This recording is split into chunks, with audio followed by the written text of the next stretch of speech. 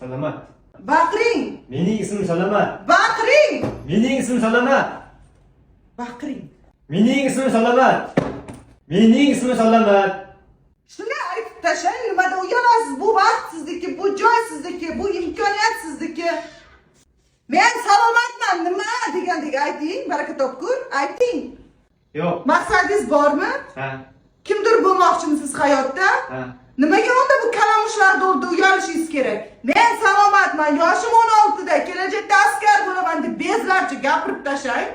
Anita ikkitasi o'tiradi sevishib, Anita uchtasi sigaret chekadi, ana bittasi вообще bilmaydi nima xohlayapti hayotdan. 20 ga kirgan ular. Sizning maqsadingiz bormi?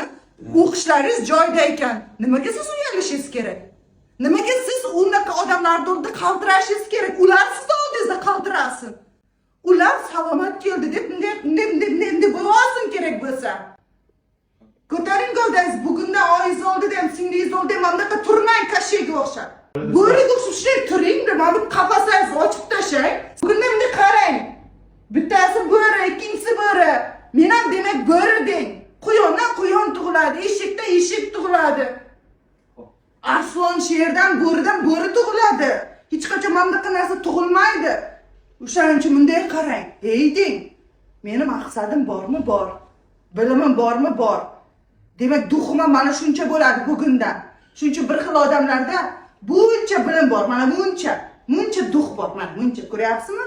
Bir xil odamda buncha bilim bor, buncha. Lekin dux mana buncha. Bandaman. O'ylab ko'ring, ham balansga oling.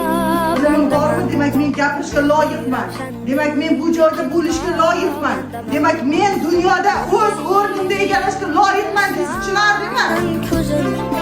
Zavq birla gul bikin pur handaman. Zavq birla gul bikin pur